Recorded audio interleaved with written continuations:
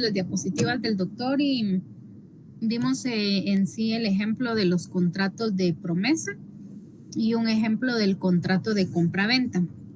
Entonces estaba pensando hoy leer el libro del doctor para ir como que viendo tanto la teoría como la práctica, tanto la doctrina, que es el libro, las diapositivas y los ejemplos en físico. Entonces no sé si les parece que hoy leamos lo que es la doctrina.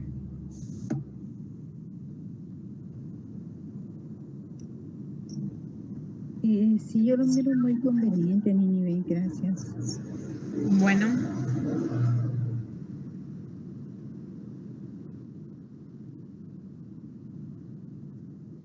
Bueno, entonces vamos a ver lo que es lo que ya habíamos visto, que es los contratos preparatorios, que también le llaman contrato de promesa.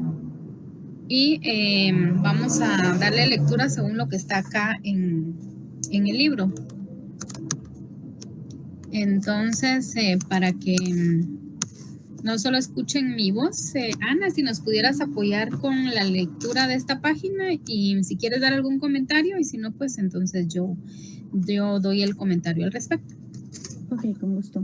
Definición del contrato de promesa. La exposición de motivos del Código Civil guatemalteco indica: se acepta que la promesa de celebrar un contrato futuro consiste en un contrato de promesa y puede referirse a cualquier contrato cuya naturaleza lo permita.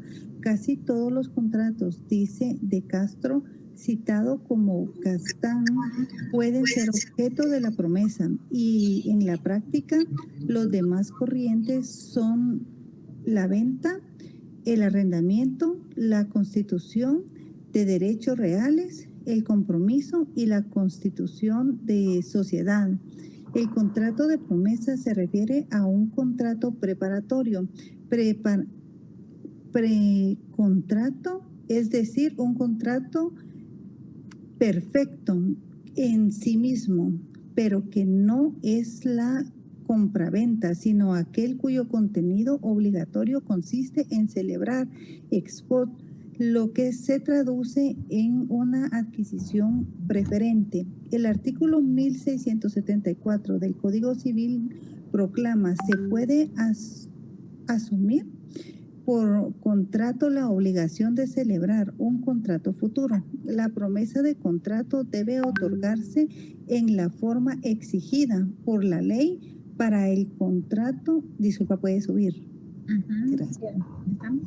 El contrato que se promete celebrar. La promesa de contrato tiene pues carácter de figura jurídica independiente en la señalada etapa previa, creando inmediatamente un vínculo obligatorio entre las partes, con una propia causa, pactado un contrato para un futuro, fijado sus objetos, precios ciertos, hay que, disculpen, hay que estimarlo como perfeccionados y exigibles si alguna de las partes realizan actos que hacen pensar en su auténtica intencionalidad de obligarse, y aun cuando no llegue a producirse efectivamente su formalización. La promesa de contrato responde a la imposibilidad o dificultad material o jurídica de las partes para concluir o celebrar en ese momento el contrato definitivo. Los promitentes están interesados en contratar, pero no lo pueden hacer en la actualidad, porque el bien está ligado por un vínculo contractual incompatible, o bien carecen de posibilidad económica, o porque necesitan realizar ciertas operaciones de aproximación, por ejemplo, estudiar la viabilidad urbanística, y como quieren asegurarse de que la otra parte no esté vinculada con otras personas, una vez superados los obstáculos, se comprometen ahora a contratar en el futuro. Entonces, yo lo que comprendo acá es que sí hay intención de las partes de celebrar el contrato, pero como no se puede llevar a cabo en el momento, ya sea por que sea económico, ¿verdad? Entonces, solo pactan como los acuerdos y estipulan una fecha cuando ya lo vayan a celebrar. Así es. Entonces, la característica de estos contratos que se llaman contratos de promesa, también le llaman precontratos o contratos preparatorios, o sea, los tres son lo mismo. Primero, que generan un vínculo jurídico, ¿verdad? Y este tipo de contratos de promesa preparatorios o estos contratos se realizan porque quizás se va a comprar un bien inmueble, pero en ese momento no se tiene la totalidad de la cantidad. O por ejemplo, cuando uno va y uno quiere comprar una casa o un apartamento o un terreno y uno tiene cierta cantidad, pero le hace falta la otra. Entonces uno para reservar, para que no le quiten a uno el terreno, la casa, el apartamento en la ubicación específica, y para asegurarle a la otra persona, uno dice, mire, hagamos un precontrato, ¿verdad? Pero desde que uno hace ese precontrato, nace la vida jurídica como tal, ¿verdad? Por eso es que había una parte arriba donde decía que se perfecciona en sí mismo como un contrato, como cualquier contrato, que de alguna manera crea ese vínculo de derechos y obligaciones en ambas partes.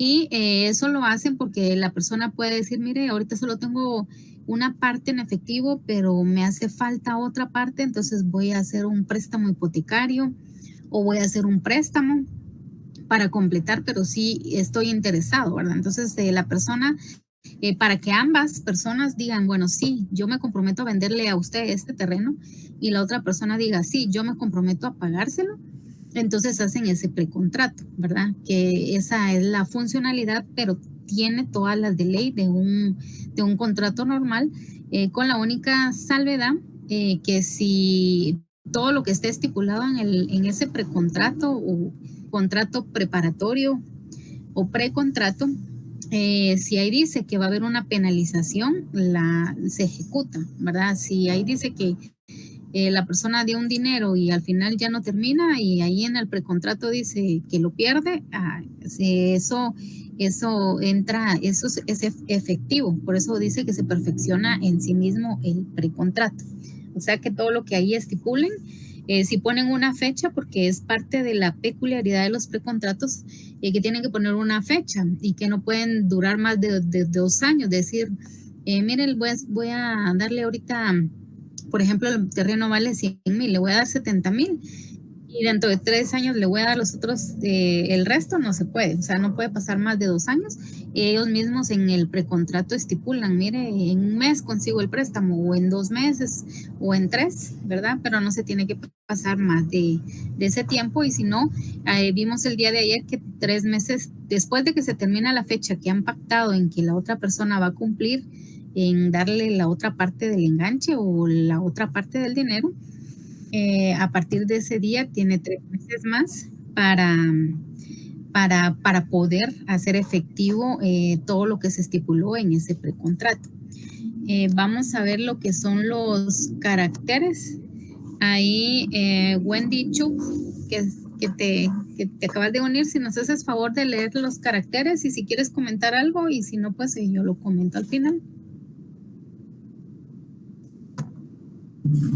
Hola, buenas noches.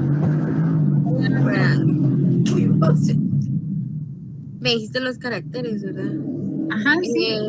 1. Se trata de un contrato preliminar o preparatorio. El contrato de promesa es solo una etapa preparatoria. Es internegocial y como tal debe ser valorado. Este contrato tiene por finalidad la celebración de un contrato futuro. Esto es el objeto y fin del contrato de promesa es la celebración en el futuro de un nuevo contrato de naturaleza diferente o de cualquier clase. En este sentido, el artículo 1679 del Código Civil preceptúa la promesa bilateral de contrato, obliga a ambas partes y les da derecho a exigir la celebración del contrato prometido de entero acuerdo con lo estipulado. Precisamente la promesa presenta una importancia práctica en virtud de su utilidad para preparar y asegurar situaciones jurídicas futuras, dejando en proyecto un contrato o compromiso que tendrá la eficacia inmediata de entregar a uno o ambos contratantes el poder de exigir la conversión de lo proyectado en contrato y hacerle desde ese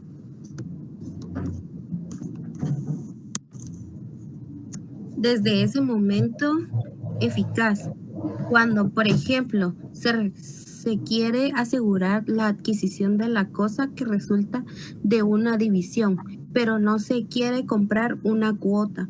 Las cosas que se adquiera una persona, pero sin que ésta actúe de mediador, ni haya venta de cosa futura, sin que la venta nazca, ni siquiera ya sometida a plazo o condición. Por medio del contrato de promesa se sientan las líneas básicas de un contrato específico y contraen la obligación de desenvolverlas o desarrollarlas en un futuro, a fin de que aquel último quede en definitiva completo y concluso. Por esa razón se considera que la función esencial del contrato o pacto de contraendo consiste en ligar a las partes para la conclusión de un contrato futuro, de manera que no ofrece elementos suficientes para vincular sin nuevo convenio u originar por sí mismo la efectividad de lo estipulado. Fíjate que ya se me va a apagar la compu. Tengo que ir a traer mi cargador.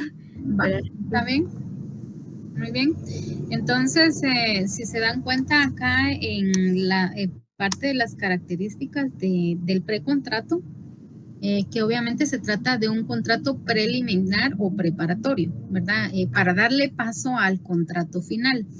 Pero como en esta otra parte que leía Wendy, ¿verdad? Cuando, por ejemplo, se quiere asegurar la adquisición de la cosa que resulta de una división, pero no se quiere comprar una cuota, las cosas que adquiere una persona, pero sin que ésta actúe de mediador, ni haya venta de cosa futura, sin que la venta nazca ni siquiera ya sometida a plazo o condición.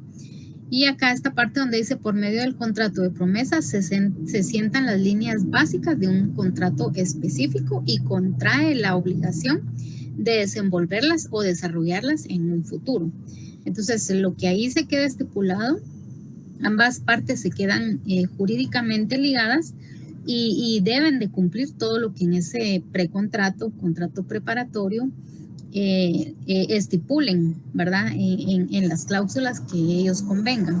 En cuanto a plazos, tiempos, efectividad, si hay alguna penalización o alguna multa, habíamos dicho que en los precontratos lo que se maneja es el término de multa, ¿verdad? Una multa si a la hora de que alguna de las dos partes desista en la realización ya efectiva de lo pactado en ese precontrato. En el número 2 dice es un contrato formal, ¿verdad? Entonces eso es otra de las características, primero, que es preliminar, ¿verdad?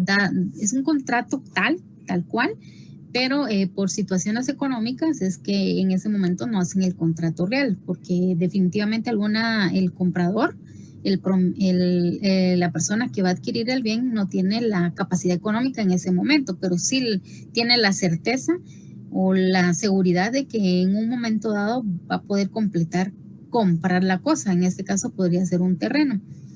Y otra característica es que el precontrato es un contrato formal, ¿verdad? No por ser un precontrato va a decir uno, es que solo es algo entonces no tiene ninguna multa o alguna consecuencia jurídica. No, es un contrato formal. En el artículo 1575 del Código Civil requiere que conste por escrito los contratos que tengan un valor mayor de 300 quetzales. y que en los contratos que deban inscribirse o anotarse en los registros, cualquiera que sea su valor, deberán formalizarse en escritura pública según los artículos 1575, 1577 del Código Civil, que lo leímos el día anterior, ¿verdad? Que en definitiva, si compramos una impresora, una mesa, una silla, un terreno, porque pues en los precontratos puede ser cualquier cosa que su monto, que sea de cualquier monto, no especifica acá. Solo dice que si vale más de 300, de 300 quetzales en adelante, debe de hacerse por escrito. Si hiciéramos el trato de una silla y la silla vale 150, no necesariamente tendríamos que hacerlo por escrito. Pero si el valor es mayor de 300, entonces sí podemos hacer el contrato, o sea, debe de hacerse por escrito. Si lo que estamos comprando o lo que estamos vendiendo, dependiendo de la postura que estemos, ya sea que seamos el promitente comprador o el promitente vendedor, entonces nosotros, si lo que estamos vendiendo es un terreno, entonces se tiene que hacer la escritura pública, ¿verdad? Debe de formalizarse en escritura pública y eso está regulado en los artículos 1575 y 1577 del Código Civil. El segundo párrafo del artículo 1674 del Código Civil ordena que la promesa de un contrato debe de otorgarse en la forma exigida por la ley para que el contrato que se promete celebrar, y además en el artículo 1680 determina que cuando la promesa se refiere a la enajenación de inmuebles o derechos reales sobre los mismos, el contrato debe inscribirse en el registro de la propiedad, lo que guarda una estrecha relación con lo estipulado en la parte final del inciso segundo del artículo 1125 del mismo cuerpo legal. Otro de los caracteres de un precontrato es la aceptación del contrato de promesa que debe de expresarse. En efecto, en el artículo 1678 establece la aceptación del optante debe ser expresa y no puede ceder a otro su derecho de opción si no estuviera expresamente facultado por el promitente, ¿verdad? Y eso lo habíamos dicho, si en el precontrato no dice, yo, digamos, voy a ser la que compro un terreno, pero yo, en caso que yo fallezca o que ya no tenga la capacidad económica, pero si no dejo explícito que mi esposo o que mi hijo o mi mamá o mi papá o algún pariente que yo acuerde termine de pagar la deuda, entonces no está la opción de que puedo ceder mi derecho, ¿verdad? De la lectura del artículo antes descrito se desprende la intención del legislador de proteger la posición de las partes, es decir, de quien ofrece en venta, o sea, el promitente vendedor, al indicar que la aceptación debe ser expresa por parte del optante o promitente comprador, y a la facultad del promitente de vender el bien a la persona con quien realizó los tratos previos y no a otra, salvo facultad expresa otorgada al optante, ¿verdad? Salvo que ellos convengan en que si yo por alguna razón no puedo comprar el terreno, voy a dejar designada a otra persona para que se haga cargo de la deuda y pues obviamente el bien, ¿verdad? O la cosa quede a nombre de la otra persona en caso de que fallezca, en caso de accidente, en caso de alguna situación económica, pero se puede hacer salvo que yo con el promitente vendedor y yo como promitente compradora esté de acuerdo en hacerlo de esa manera. De lo contrario, si no queda expresado en el precontrato esa forma, entonces no se puede ceder la transacción o el bien inmueble a otra persona. Con ello se persigue que quede perfeccionado el contrato de promesa y por consiguiente se convierte en una prueba preconstituida en caso de incumplimiento por una de las partes, ¿verdad? Entonces ya sabemos que si hay una multa porque en algún momento yo quiera desistir y ya me arrepienta de comprar, entonces si ya eso está preconstituido, ya está prescrito, ya está estipulado ahí entre el promitente comprador y el promitente vendedor, entonces se hace efectivo. Otro de los caracteres o características de este tipo de contrato es que el plazo del contrato de promesa, si se trata de inmuebles, no puede exceder de 2 años. Y si se trata de otros bienes, no puede exceder de 1 año, ¿verdad? Entonces, si es de un terreno, una casa, un apartamento, no se le puede dar el plazo más de 2 años. Y si es de otro bien, una mesa, una silla, un escritorio, una computadora, algo que no sea un bien inmueble, no puede pasarse esa promesa, ¿verdad? O ese precontrato más de 1 año. Nuestro Código Civil señala que el plazo del contrato de promesa, si se trata de bienes inmuebles o derechos reales sobre los mismos, no puede exceder 2 años, y si el objeto del contrato definitivo lo son otros bienes, el plazo no puede exceder de 1 año. Artículo 1680. Bajo ningún punto de vista las partes pueden pactar plazos más largos de los señalados, ¿verdad? O sea, 2 y 1 son los plazos. No hay manera de decir, sí, te doy 1 año y no pudiste, te voy a dar otro año, ¿verdad? O sea, sí o sí debe cumplirse con esos plazos.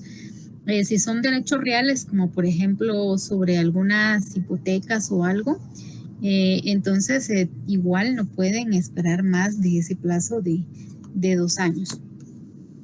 De acuerdo con lo estipulado en el artículo 1682 del Código Civil, a falta de estipulación contractual expresa en cuanto a plazo del contrato de promesa, se aplican los máximos establecidos por el artículo 1681 del Código Civil. Por ejemplo, el máximo son 2 años para bienes inmuebles, y para otras cosas, pues en máximo 1 año. Pero si yo en el contrato digo, bueno, voy a apartarte este terreno y te doy 2 meses para que consigas la parte y podamos celebrarlo y el bien inmueble quede totalmente cancelado y a tu nombre, entonces yo estipulo 2 meses, ¿verdad? Puede ser 2 meses, 6 meses, 1 año. Si son de bienes inmuebles no se puede pasar más de 2. O sea, estamos desde días hasta semanas, meses, pero que no se pase de 2 si son de bienes inmuebles. Pero si la persona por alguna razón se le olvida, ¿verdad? Ya sea al promitente comprador o al promitente vendedor o al abogado a la hora de que faccione este precontrato y se les olvida poner el plazo, entonces se van a el plazo por default, podríamos decir, sería lo que está en el artículo 1681 del Código Civil y 1682, que dice que no se puede pasar de 2 si son bienes inmuebles, ni de 1 año si son de cosas que no sean bienes inmuebles. Otro carácter del precontrato es que en el contrato de promesa es frecuente fijar una cláusula de indemnización. Por la misma naturaleza de este contrato en el tráfico jurídico, es normal que se fije o pacte una cláusula de indemnización, cláusula penal o pena convencional, con el objeto de hacer efectiva en caso de incumplimiento la obligación. También suele pactarse arras de retracción. En el artículo 1685 del Código Civil dispone: cuando en la promesa se conviene en el pago de una multa sin expresar que este pago es sin perjuicio del cumplimiento del contrato, pagada la multa, cesa la obligación de celebrar el contrato prometido.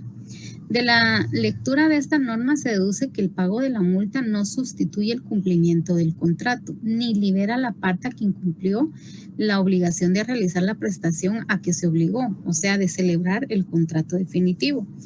Por lo que el acreedor puede exigir la parte que incumplió el pago de la multa y la celebración del contrato prometido, ¿verdad? Entonces, otra de las características o caracteres de este tipo de contrato de promesa es que fijan una multa, ¿verdad? Si en el plazo de 2 meses tú no me cancelas la otra parte que quedaste, que convenimos, por ejemplo, le quiero vender un terreno en 100,000 y la persona tiene 70,000 y dice que va a conseguir 30,000. Entonces le digo, bueno, ¿en cuánto tiempo? Bueno, yo voy a hacer un préstamo y calculo que en no más de 2 meses. Bueno, entonces pactan ellos que en no más de 2 meses, pero viene la persona y regularmente ponen una cláusula. Si tú en 2 meses no completas los 30,000 quetzales que me debes, entonces me vas a pagar una indemnización, ¿verdad? Por daños y perjuicios por esos 2 meses que él ya no le siguió ofreciendo el terreno a nadie. Entonces él le dice, mira, me vas a pagar unos 10,000 quetzales de multa. ¿verdad? Por eso. O hay unos que dicen el enganche, por ejemplo, si el enganche fue 20,000, 30,000, entonces lo ponen en esa cláusula, ¿verdad? Todo depende de cómo el acuerdo que quede el promitente comprador y el promitente vendedor. Y otros le llaman promitente u optante, ¿verdad? Promitente vendedor, que al quien vende, y al optante, quien va a optar en la compra, ¿verdad? Advertimos que la norma que contiene el artículo 1685 se aparta notablemente de los principios y características que rigen la cláusula de indemnización y las arras, que están contenidos en los artículos 1436 al 1441 del Código Civil. Pues precisamente uno de los objetivos de estas garantías es servir de refuerzo a la obligación principal, ya que ejerce una presión sobre el deudor, apartándolo del incumplimiento de la obligación adquirida. Por ejemplo, una persona puede decir, mira, yo sí seguro quiero ese terreno y de verdad voy a conseguir los 100,000 quetzales.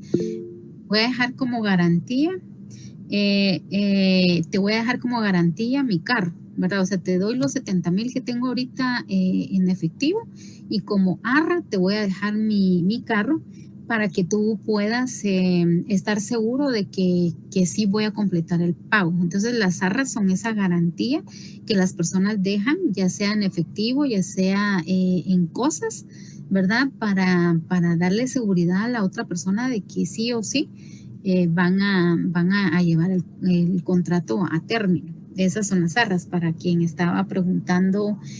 Las arras son esa garantía que puede ser en efectivo o puede ser una garantía de alguna propiedad que valga menos. Por ejemplo, si voy a comprar una propiedad que vale 100,000, pero yo tengo mi escritura en donde mi terreno vale 30,000, entonces yo le digo, mira, te dejo los 70,000 y te voy a dejar como arra, ¿verdad? Como garantía mis escrituras de este terrenito que tengo que vale 30,000, para que tú veas que si voy a hacer mi préstamo hipotecario o si voy a hacer mi préstamo, para poderte cancelar los otros 30,000 y así adquirir el terreno. También hay modalidades del contrato de promesa. No sé quién me pudiera apoyar ahí con la lectura de los que están en llamada.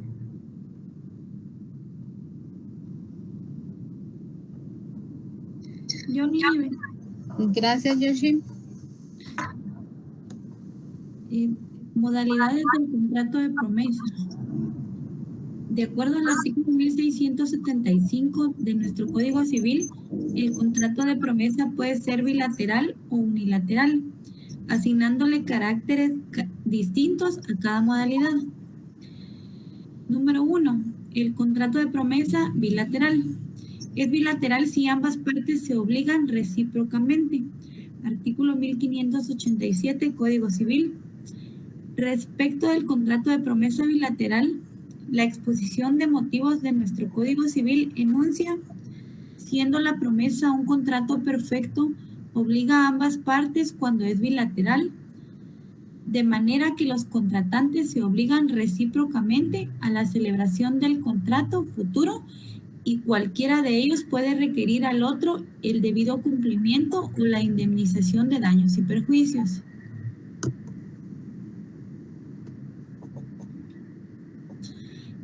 Número 2. El contrato de promesa unilateral y la opción del contrato. De acuerdo a la exposición de motivos del Código Civil guatemalteco, la promesa unilateral, que es la estipulación de una persona a favor de otra, sin que ésta contraiga ningún compromiso, otorgándole la facultad de adquirir una cosa o un derecho, establece el contrato de opción, aunque también puede constituirse la opción como un pacto accesorio de otro contrato. La aceptación del optante debe ser expresa y, por tratarse de un derecho personal, no se admite la cesión a no ser que la acepte el promitente. De consiguiente, hemos subrayado que el contrato de promesa es unilateral cuando la obligación recae únicamente sobre una de las partes contratantes.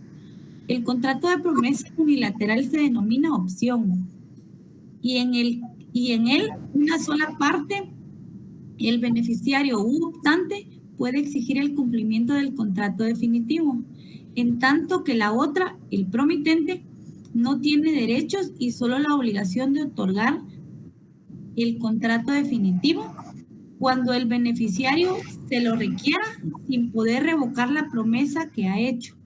El derecho de opción se ejercita mediante un acto unilateral del optante de carácter recepticio. Ese acto no tiene el carácter de oferta, sino de aceptación, pues no precisa ya de ninguna declaración de voluntad del concedente optatario para que se perfeccione el contrato. La opción del contrato es, a su vez, un convenio en virtud del cual una persona concede a otra durante un tiempo determinado la posibilidad de celebrar un contrato en el futuro, recogiéndose los requisitos indispensables para su existencia, como serían, por ejemplo, la cosa y el precio cuando se trate de una opción de compra.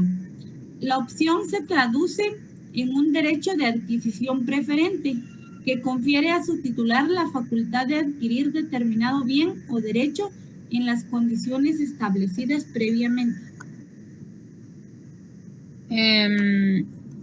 Vamos a terminar de leer aquí esta partecita, bueno, que sí está algo larguito para poder hablar del contrato bilateral y unilateral. Si me haces por esta parte, Yoshi.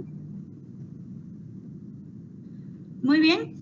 El artículo 1677 del Código Civil regula que la opción puede ser accesorio de otro contrato o un contrato principal. Así, este precepto establece: la opción puede ser contrato independiente o celebrarse como pacto accesorio de otro, y en ambos casos debe contener las condiciones en que ha de realizarse el convenio. De ello se infiere que este convenio puede estipularse de forma autónoma o figurar incluido en otro contrato, por ejemplo, arrendamiento como opción de compra. La opción requiere para su validez la aceptación expresa del beneficiario y establece una relación de carácter personal. De ello deriva que el beneficiario no pueda ceder sus derechos a ella si no ha sido facultado por el promitente. Artículo 1678 del Código Civil. A la luz de lo considerado, podemos afirmar que el contrato de promesa y la opción son figuras distintas. La opción es un contrato perfecto en el que el beneficiario tiene la libertad de exigir o no la producción de efectos, mientras que el concedente no puede exigir la realización del contrato futuro, elemento claramente diferenciador respecto al precontrato. En la opción, la iniciativa corresponde siempre al beneficiario. No obstante, el contrato de promesa y opción coinciden en el dato de que es necesario que contengan los elementos esenciales del contrato proyectado, matiz en el que se diferencian de los tratos preliminares y difieren entre sí en que la opción tiene efectos similares a una oferta de contrato de carácter temporal, por lo que ya se ha emitido anticipadamente una de las dos declaraciones de voluntad que se precisan para que exista el contrato, mientras que en la promesa es preciso que se emitan nuevamente las dos declaraciones. Eso puede explicar que en la práctica la opción suele tener un contenido más desarrollado que la promesa, ya que en este siempre cabe la posibilidad de que las partes que están obligadas a contratar perfilen ciertos detalles en el momento del contrato definitivo. Gracias. ¿Algún comentario que nos quieras hacer de lo que leíste? Sí, entendí que es diferente el contrato de promesa a el contrato de opción. En el contrato de promesa es donde existe el promitente comprador y el promitente vendedor, y en el de opción está ay, se me olvidó cómo se dice, es la persona que recibe, el optante. El optante y el promitente, ¿no? Uh-huh. Y recae prácticamente todos los derechos en el optante. De él depende que se efectúe el contrato de opción. Uh-huh. Sí, aquí vemos dos cosas bien puntuales. Primero, que los dos son contratos de promesa, solo que uno es contrato bilateral y el otro es contrato unilateral. En el que Yoshi nos mencionaba al principio del bilateral, pues obviamente ahí hay derechos y obligaciones entre ambos. Podemos decir entre el promitente comprador o el promitente vendedor. También le llaman solo promitente y le llaman beneficiario u optante a la persona que va a adquirir ese bien inmueble o ese derecho real. Pero en el contrato de promesa unilateral, que también le llaman de opción, ahí solamente el beneficiario o el optante puede exigir el cumplimiento del contrato definitivo. Nos ponían un ejemplo de, por ejemplo, una persona que esté arrendando una casa, pero venga el promitente vendedor y le diga, mira, te doy de aquí a 2 años para que me compres la casa porque yo ya no la quiero arrendar, sino la quiero vender. Entonces, de pasarse de arrendar a vender, ¿verdad? Que exista una compraventa del bien inmueble. Entonces viene el promitente comprador o el beneficiario u optante y entonces le dice, bueno, está bien, voy a ver cuánto junto de acá en 2 años y de repente hago mi préstamo y pues con eso logro pagar la casa. Entonces le dice el dueño, bueno, vamos a hacer entonces un contrato de promesa, pero lo vamos a hacer bilateral, ¿verdad? Entonces, en el bilateral, la persona se compromete a venderle ese bien inmueble en un periodo no mayor de 2 años y el promitente comprador, ¿verdad? U optante, se compromete a ahorrar todo lo que puede y a pagarle en 2 años la totalidad de la casa. Eso tiene efectos jurídicos, el contrato de promesa para ambas partes. Pero si fuera el mismo caso, solo que viniera el promitente vendedor y le dijera, mira, fíjate que ya no quiero arrendar porque me voy a ir a Estados Unidos y entonces lo que quiero es mejor vender. No estás interesado en comprarme la casa y entonces viene el optante y le dice, bueno, sí, quiero comprar la casa, pero sí necesito que me des como esa garantía de que de verdad me la vas a vender a mí. Entonces, porque entonces yo así voy a comprometerme a ver si vendo mi terrenito que tengo allá en Palín y con eso pues más unos ahorros que ahí tengo, entonces yo puedo comprarte esa casa en un plazo no mayor de 2 años.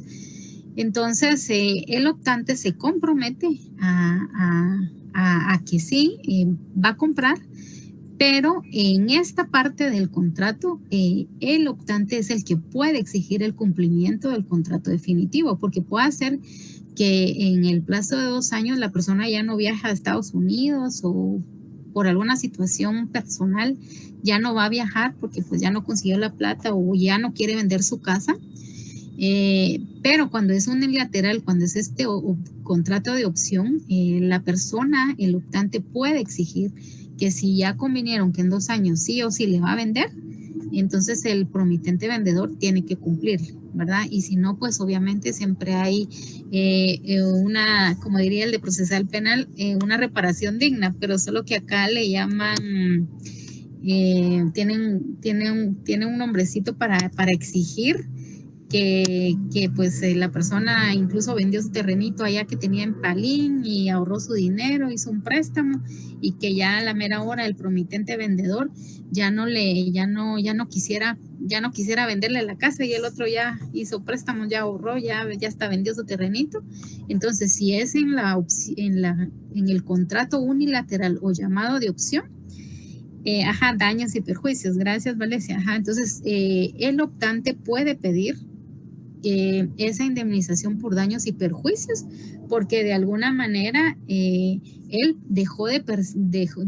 vendió su terrenito, se limitó bastante y ya que a la mera hora el promitente vendedor se hiciera para atrás, ¿verdad? Entonces, por eso es importante decir, bueno, voy a hacer un contrato de promesa, el bilateral que obliga y asegura a ambas partes o solo el unilateral en donde el optante va a tener esa certeza de decir, bueno, si este no me cumple, entonces voy a pedir daños y perjuicios, ¿verdad? Entonces, esos serían los 2 casos de los contratos de promesa. contratos preparatorios que también tienen ese nombre, ¿verdad? Tienen el nombre de contrato promesa, preparatorios y la otra que se me olvida, pero por ahí la menciono de vez en cuando. Después habla que en el caso de cumplimiento, en caso de cumplimiento, no incumplimiento, en caso de cumplimiento es el efecto del contrato de promesa es obligar a las partes a la celebración del contrato definitivo. En virtud de ello, al celebrarse el contrato prometido, se cumple con las obligaciones acordadas en el contrato de promesa y por ende este se agota y deja de surtir efectos. Número 2, el supuesto de incumplimiento del contrato, ¿verdad? Que es la contraparte, la antítesis. La exposición de motivos de nuestro Código Civil nos indica que vencido el plazo convencional o legal de 2 años, cualquiera de las partes puede requerir el otorgamiento del contrato o demandar judicialmente al remiso para el juez, para que el juez proceda en su rebeldía y el otorgamiento de la escritura en su caso. Pero si la naturaleza del contrato ofrecido no lo permite o si el demandante lo prefiere, podrá pedirse el pago de daños y perjuicios. O sea, hay 2 situaciones que se pueden dar acá. Si es un bilateral, pues obviamente hay derechos y obligaciones y el afectado puede decir, porque puede ser también el promitente vendedor y a la mera hora el promitente comprador se echa para atrás y ya no quiere comprar, digamos, la casa. Entonces también puede pedirse una reparación de daños y perjuicios, pero también está del otro lado, que la persona del promitente comprador quiera comprar, pero el promitente vendedor se eche para atrás y también ya no quiera vender el bien inmueble, ¿verdad? O sea, se puede dar de los 2 lados. Entonces, ambos pueden, si es bilateral, ambos pueden ir ante un juez y pedir que se declare en rebeldía la parte que esté incumpliendo y que sí o sí se cumpla, ¿verdad? O sea, que ya me prometió que me va a vender la casa, entonces que me la pase a mi nombre, o sea, que ya la casa sea mía, que ya por medio de orden judicial, a través de un juez, ¿verdad? De cumplimiento a que ya el bien sea mío, ¿verdad? Y si no, también puede el demandante pedir ese pago de daños y perjuicios por el tiempo perdido, por la inversión, porque gastó en abogados o los gastos que le haya incurrido y que a la mera hora ya no pudo obtener el bien. Se puede dar en doble vía. También es necesario puntualizar que si el optante o beneficiario le solicita al promitente el otorgamiento del contrato prometido y éste incumple su obligación y se niega a celebrar el contrato prometido, el optante puede: A, en el caso de haber pactado la multa, exigirle el pago de daños y perjuicios derivado del incumplimiento contractual. B, exigir la devolución de las arras. O C, exigir el cumplimiento de la obligación, es decir, la celebración del contrato proyectado. Por lo tanto, se debe acudir al órgano jurisdiccional competente en un procedimiento ejecutivo el otorgamiento del contrato prometido, como obligación especial de escriturar de conformidad con lo que establece el artículo 338 del Código Procesal Civil y Mercantil, más la multa contractual si así lo hubiere pactado las partes. Y en el momento procesal oportuno, el juez otorgará el contrato definitivo prometido en rebeldía del promitente que incumpla, de acuerdo con lo que estipula esta norma y el artículo 1683 del Código Civil. Esta acción de incumplimiento específico se traduce en una ejecución forzosa, siempre que haya exigido dentro del plazo pactado. Entonces, en esta partecita hay 3 opciones, ¿verdad? O sea, por eso es que no es nomás de hacer un contrato de promesa, contrato preparatorio, porque en realidad desde que se hace pueden haber derechos y obligaciones en ambas partes o solo de parte del optante. Y entonces tenemos la primera opción, ¿verdad? Que si nosotros dejamos estipulado que si por ejemplo fuera un bilateral y que la persona ya no me quiere vender la casa dentro de 2 años, entonces él me tiene que pagar una multa a mí por no venderme su casa o viceversa. Si yo me comprometí en comprarle y a la mera hora me hago para atrás, Y el promitente vendedor me dice, si dentro de 2 años no me pagas el resto de lo que habíamos convenido, entonces me vas a pagar una multa de 10,000 quetzales. Entonces la tengo que pagar. Y exigirle el pago de daños y perjuicios derivados del incumplimiento contractual. Porque imagínense, yo hago un contrato de promesa de compraventa de un bien inmueble con Ana. Entonces, obviamente, vamos a ir con un abogado y notario para que nos haga el trámite, ¿verdad? De ese contrato. Y eso le cobran a uno, pues así de barato, unos 400 quetzales por hacerle a uno eso. Entonces, y al final, de todos modos, la otra persona no va a cumplir.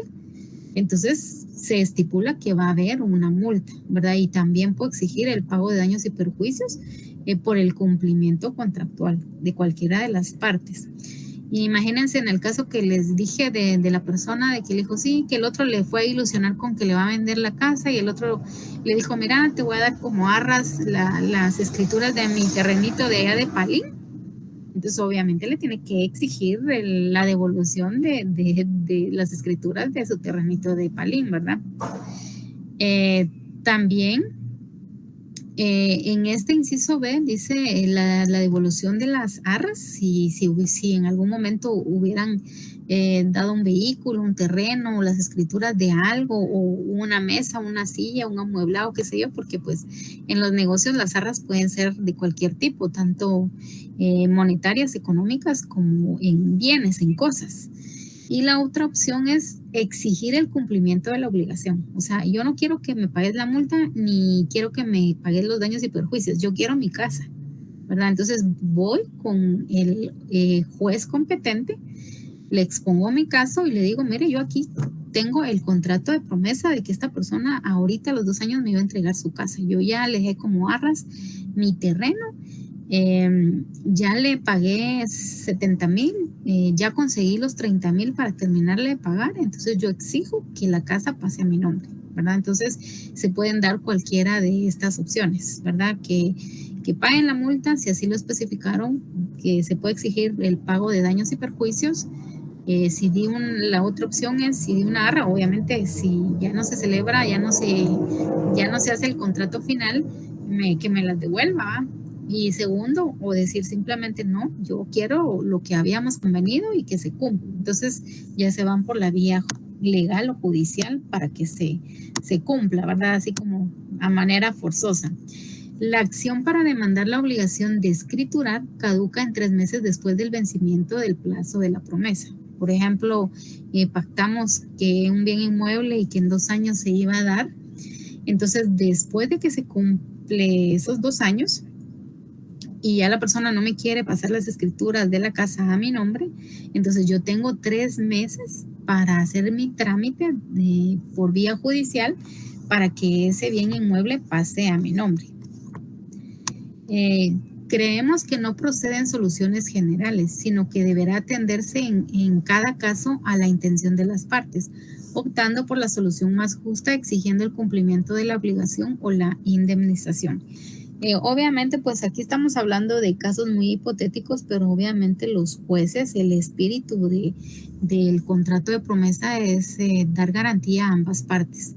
Y que el optante, si lo hace por medio de la opción unilateral, exigir su derecho de me ofrecieron una cosa y yo quiero que se cumpla.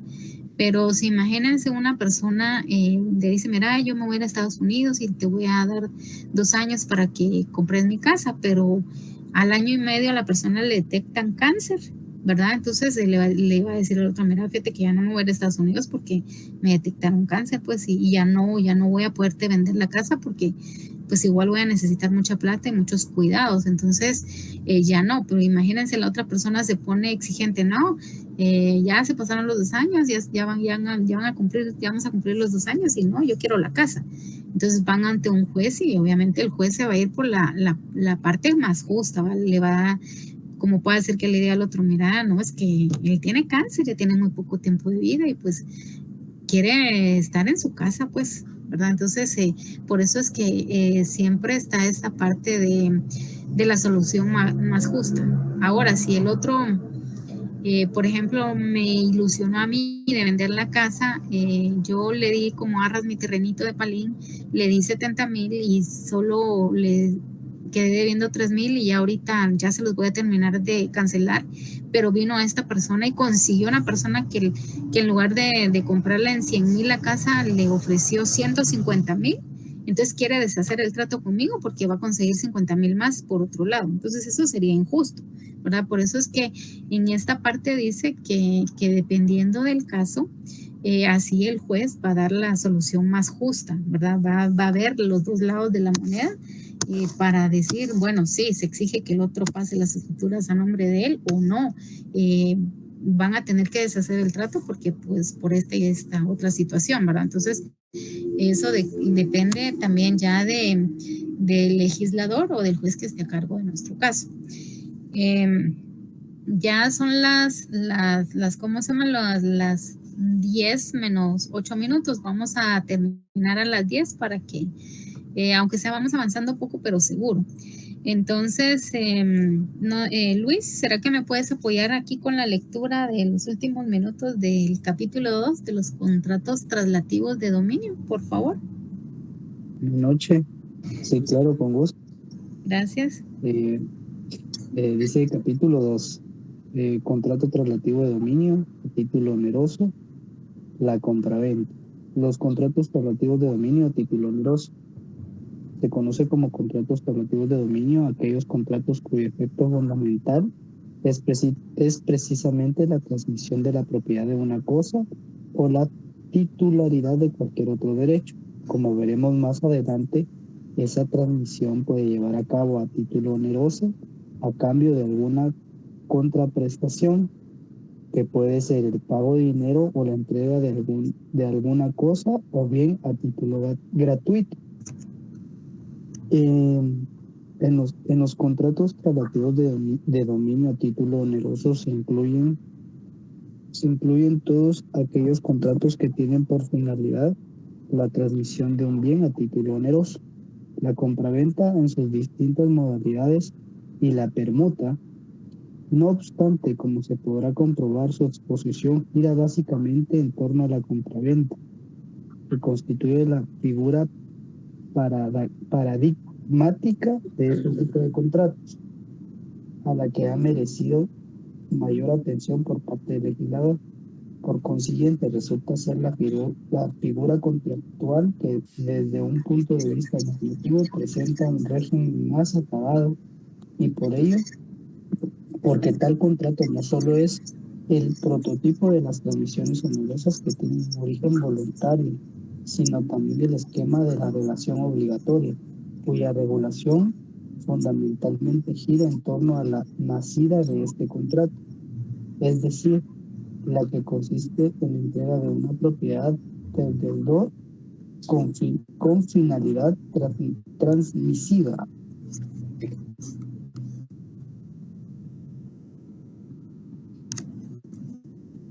Dice, en el ámbito económico, la compraventa también ocupa un lugar destacado al canalizar la mayoría del tráfico de los bienes, por desempeñar la función esencial en el mercado moderno, de cambio de bien por dinero.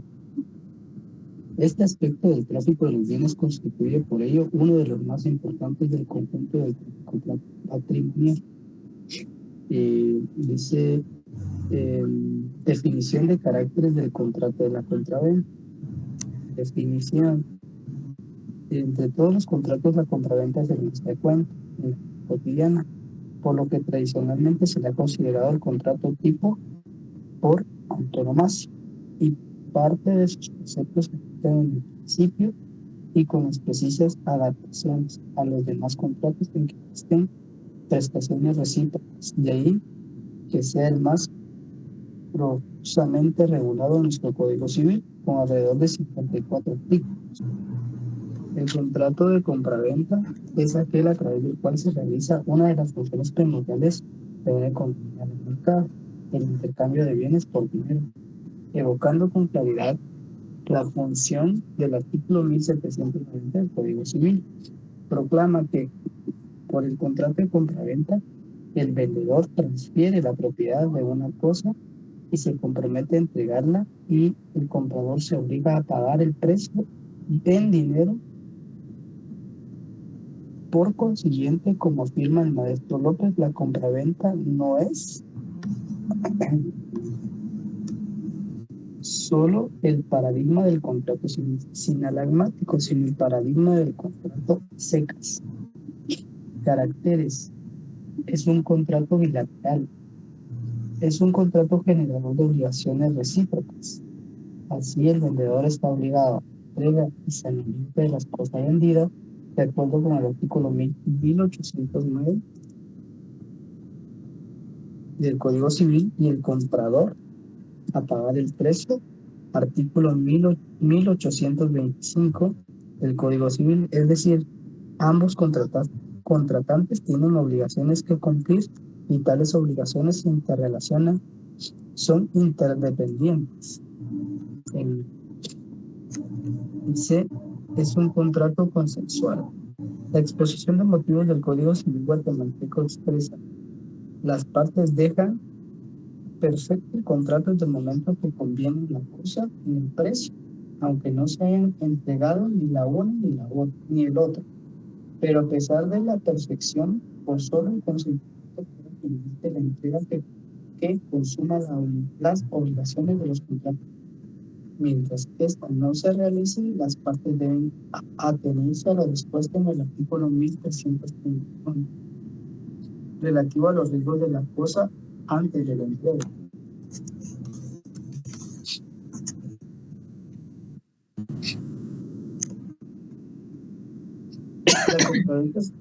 La compraventa se perfecciona con el mero consentimiento al tenor, artículo 1790 del Código Civil. El contrato de compraventa queda entre las partes desde el momento en que conviene la cosa y el precio, aunque ni la una ni el otro se hayan entregado. Queda prohibido el pacto de referente. Es decir, existe el contrato entre las partes que se acuerda de voluntad acerca del objeto del contrato y precio a pagarse por él. Dice, es un contrato tras dominio. Esta característica representa un efecto natural del contrato de compra-venta, pues permite la propiedad de un bien al comprador y por consiguiente sirve de título para la transmisión de la propiedad, como resulta del artículo 1700 Código Civil. Es decir, el vendedor se obliga a transmitir la propiedad del bien vendido, siendo dicho resultado la finalidad perseguida por el comprador, la adquisición en propiedad del que es un contrato oneroso. Por suponer una equivalencia entre las prestaciones de las partes, esto es sacrificios recíprocos para comprar y vender. Al hablar de equivalencia debe tenerse presente que no es necesaria la equivalencia efectiva, es decir, la real y efectiva adecuación del valor entre el precio y el bien correspondiente, bastando la llamada equivalencia subjetiva. En la compraventa se establecen gravámenes de los derechos recíprocos en virtud que sí, como el vendedor tiene la obligación de recibir bien en propiedad, al comprador tiene también el derecho a recibir de este el precio nivel. Igualmente, la obligación del comprador es pagar el precio nivel. Está vinculada al derecho que tiene que se le permita la propiedad del bien y que se entregue eso. Vamos a dejar hasta ahí porque ahí ya leímos las características de este tipo de contrato de compraventa. No sé si quieres hacer alguna explicación o algún comentario de lo que leíste, Luis. Claro, pues, bueno, yo lo que logro entender es que el contrato de compraventa siempre es bilateral. También es oneroso. Ajá. Siempre hay un precio, ¿verdad? Al decir es oneroso, ¿a qué se refiere? Que tiene, para mí oneroso quiere decir que tiene un valor, hay un gasto de por medio. Para mí eso significa oneroso. Que eso fue lo que más o menos le entendí cuando lo busqué. que dice pesado, molesto o gravoso. Entonces, eso pues, o sea, hay un gasto, por así decirlo, es oneroso. O Es sea, bastante siempre, fuerte, ¿va? No es nomasito de ajá, 10, 100 quetzales, ¿va? Estamos sí, hablando ya de no, miles, ¿va? sí, sí, exactamente, es oneroso. Y siempre va a haber un valor pecuniario en medio, ¿verdad? Entonces, eso es lo que yo entiendo por parte de la compraventa, siempre es traslativa de dominio. Ujú. ¿Y se Ajá. permiten las permutas en este tipo de contrato de compraventa? No, porque la permuta es, por así decirlo, es un intercambio, no es traslativa de dominio.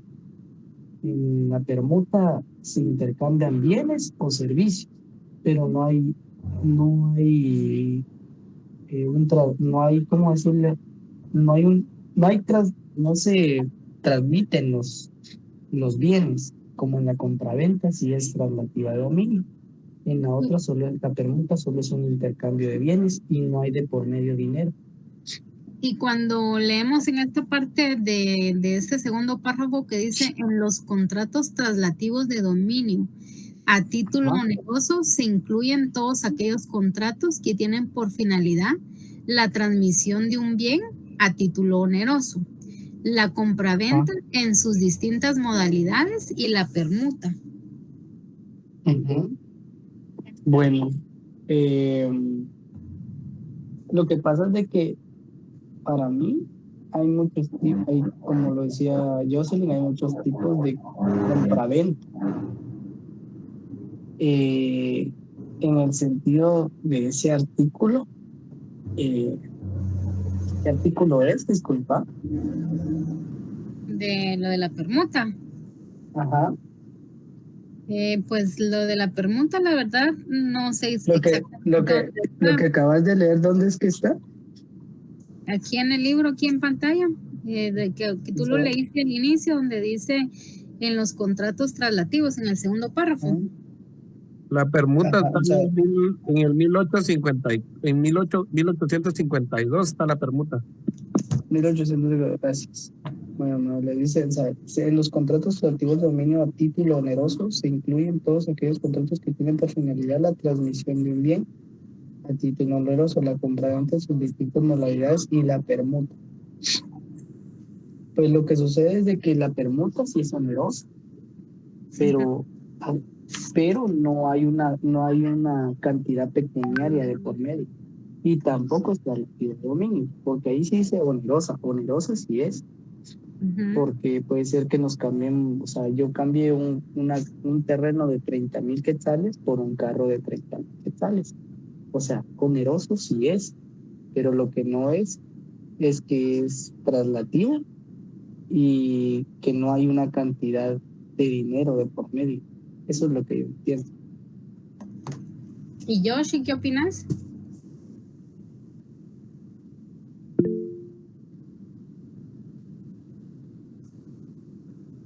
O Maribel, que levantaste la mano ahí. Fíjate que sí, mira, pues en 1853 dice, si la cosa que se ha entregado se ha de pagar parte en dinero y parte en otros bienes, el contrato será de permuta, siempre que la porción estipulada en dinero no llegue a la mitad del precio, porque si llega a la mitad del precio, entonces aquí ya es una compra-venta, pero sí se puede pagar parte en dinero y parte en bienes. Entonces, en conclusión, la permuta sí entra en los contratos traslativos de dominio a título oneroso. Sí, No es a sí, título oneroso. Fíjate que es un bien por otro bien, no es a título. Mira, sí puede, es que eso es lo que no me queda claro, porque dice el 1853 que sí puede pagar en dinero, pero si llega a la mitad del precio, entonces ya es un contrato de compraventa, que sería un contrato a título oneroso. pero yo siento que la permuta es onerosa. Sí, porque imagínate, yo no sé si ustedes vieron ahí, pero ahí yendo por el periférico en la mera esquinita decían que se vendía o que aceptaban permuta, porque permuta es aceptar una cosa por otra, o sea, solo hacemos un intercambio, por decirte, yo tengo una casa en la zona 6 y tú tienes una casa en la zona 12 y yo por situaciones personales, por trabajo, qué sé yo, me quiero pasar a la zona 12 y entonces te digo, mira, pásate, te hago cambio en mi casa. Entonces tú estás de acuerdo y entonces vamos a hacer una permuta. O sea, sí es onerosa porque mi casa tiene un valor y tu casa Pero también ese Sí. entonces sería consensual, porque estamos consintiendo a ambas partes. No sería oneroso, Sí. sería consensual. Pero la compraventa oneroso. también es todos los contratos son consensuales. Ajá, exacto. Siempre para que empiece a hacer contrato, una de las características fundamentales del 1251 es que ambos tienen que estar convenidos en que Ajá. van a realizar el contrato, si no, no se le Sí. llama contrato. María Arana, fíjate, sí, Luis, antes de darle la palabra perdón, a María. yo busqué los sinónimos de oneroso y dice costoso, gravoso, caro. Entonces la permuta sí es onerosa. O sea, sí vale. O sea, sí hay un valor, pero, o sea, no se da como tal. Pero en este 1853, pues si lo dices, y la cosa se entrega, se debe pagar en parte en dinero y en parte en otros bienes, el contrato de permuta siempre que la cuestión es que el dinero no llegue a la mitad del precio. Entonces, sí se puede dar dinero, pero siento yo que oneroso sí es. Pero en sí la permuta, como el licenciado lo explicó al principio, era un trueque, un cambio por otro, una cosa por otra cosa, un servicio por otro servicio, ¿va? Podría verse así, pero también está de la figura del 1853, donde sí se puede dar parte dinero y parte un bien, un objeto, un servicio, ¿va? Hay esas dos modalidades, pues siempre y cuando, como dice aquí, no llegue a la mitad del precio. Pero siento que onerosa y consensual sí es, solo que no es traslativa de dominio. Pero ¿y por qué no sería traslativo de dominio? Si traslativo de dominio es que yo te estoy trasladando mi escritura de mi casa a nombre tuyo y tú me estás trasladando la escritura de tu casa a nombre mío. Entonces no sería permuta, sino... Porque si no, el título no dijera los contratos traslativos de dominio a título oneroso, dijera una parte ahí, a excepción de las permutas. O sea, pero bueno, le voy a dar chance a María Okay. de Los Ángeles, después a Daniel y de ahí yo cierro con el comentario final. María de Los Ángeles, ¿tú nos ibas a comentar algo? Sí, buenas noches. Fíjate que yo entiendo, así entiendo la pregunta yo, ¿verdad? Que, por ejemplo, yo estoy vendiendo una casa y tú me quieres comprar la casa, pero a ti no te alcanza para comprarme la casa con el efectivo que tienes. Entonces vienes tú y me dices, bueno, mira, yo tengo el carro. Entonces me das el carro y me das la plata. ¿Ya? Entonces, para mí, la permuta sí es onerosa. Y es un contrato traslativo de dominio. Y es pues, yo no estaría tan segura que fuera un contrato de traslativa de dominio. O sí es traslativo de dominio. La verdad, para mí, sí, porque hay un intercambio de bienes materiales, ¿verdad? Ajá, oneroso. Que sería la casa y el carro, pues. Ajá. Sí. Yo así lo entiendo. Gracias, María de Los Ángeles, por tu comentario. Daniel.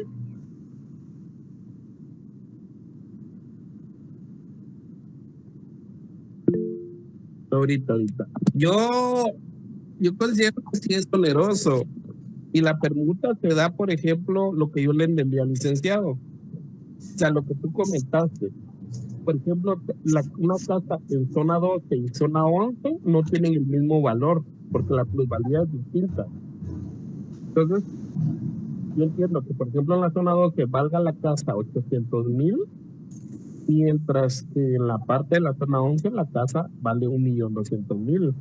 Y la pregunta que da es que sí hay cambio de dominio, porque no puedes dejar la casa, tu casa en zona 12 o en zona 11 decir, la voy a dejar al mismo nombre. No, pasa a ser de dominio de distintas personas. Y la permuta se está dando en la diferencia de los 400,000, porque si nos damos cuenta que es una tercera parte del valor. Y según el artículo dice que si llega al 50%, o sea que si tu casa vale 600,000, ya no es permuta. Fíjate, Nínive, que te voy a poner un ejemplo. Por ejemplo, en el caso del maestro se da mucho que quieren hacer permutas, pero obviamente un maestro está en Palencia y el otro está en zona 6. Entonces el de Palencia se quiere ir para zona 6, va más cerca. Entonces permutan, pero vaya, mira, yo acepto la permuta, pero me das 10,000, ¿verdad? Exacto. Entonces, y según escuché yo al licenciado, y yo lo anoté en mi código, es que la permuta es traslativa de dominio y hay intercambio de bienes.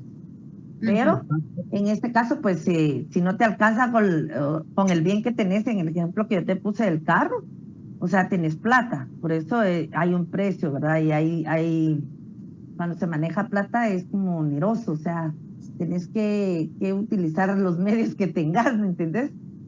Así lo entiendo yo y así lo anoté yo en el código. Gracias. Miren, yo mi comentario final es que la compraventa, las permutas, sí son contratos traslativos de dominio a título oneroso. Una. En segundo lugar, yo veo que hay dos tipos de permuta.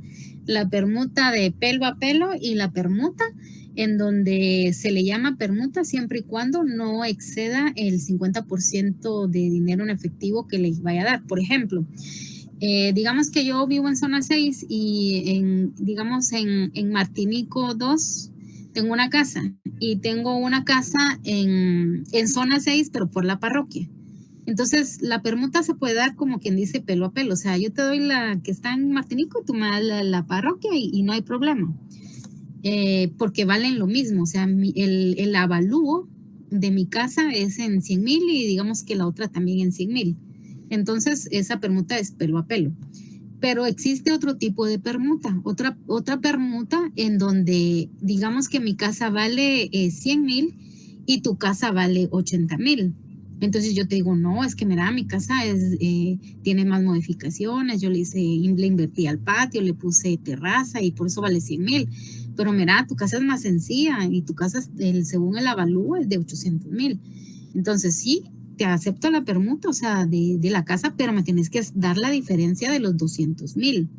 Entonces acá dice, sí se le llama permuta siempre y cuando no exceda de la mitad del precio real. O sea, si es 200,000 no estamos hablando del 50%, estamos hablando de un 20% de diferencia entre una casa y otra. Entonces sí, vamos a hacer intercambio, pero como mi casa está mejor, entonces tú me vas a dar una diferencia de 200,000. ¿Cuándo ya no se le puede llamar permuta? Cuando mi casa vale 100,000 y tu casa vale 50,000. Entonces yo te digo, te doy mi casa que vale 50,000 y te voy a dar 50,000 en efectivo. Entonces ahí ya no estaríamos hablando de permuta, sino estaríamos tipificando ese tipo de contrato en otra modalidad menos permuta, ¿verdad? Eso es lo que yo entiendo en esta parte. No sé si todos estamos ahí de acuerdo o si al final tenemos alguna discrepancia. Yo concuerdo con lo que comentás porque según yo así lo tengo entendido también. Porque es igual con los vehículos. O sea, por ejemplo, tú llevas un 2010 con un 2020, pero el 2010 tú lo valoras, por ejemplo, en 35,000, el 2020 vale 125,000, negociaste, si sabes qué, le voy a dar 40,000 pesos de nivel, pero mi carro vale tanto, pues. Ajá, y siempre y cuando no pagues más del 50% sobre esa transacción, esa compraventa, entonces no es permuta, sí tienes que pagar el 50% sobre el precio real de la cosa, ¿va? En este ejemplo que estás dando del carro, si el 2020 está cotizado en un ejemplo irreal, porque yo no conozco de carros, pero que el carro valiera 100,000 y el mío, el 2008, que sea de la misma marca, pero vale 35,000 y yo a diferencia para obtener el de 100,000 le tengo que dar más del 50% para obtener el vehículo, entonces sí es un contrato de compraventa, pero no se le tipifica como permuta, ¿verdad? Solo es permuta siempre y cuando no exceda los del 50% que yo no le tenga que dar de diferencia por hacer el traslado de la cosa. O permuta, como les digo, pelo a pelo. O sea, si mi casa vale 100,000 y la tuya 100,000, hacemos el cambio y no hay problema, ¿verdad? O si hay alguna diferencia, siempre y cuando no exceda del 50%, lo podemos hacer y queda como en modalidad de permuta.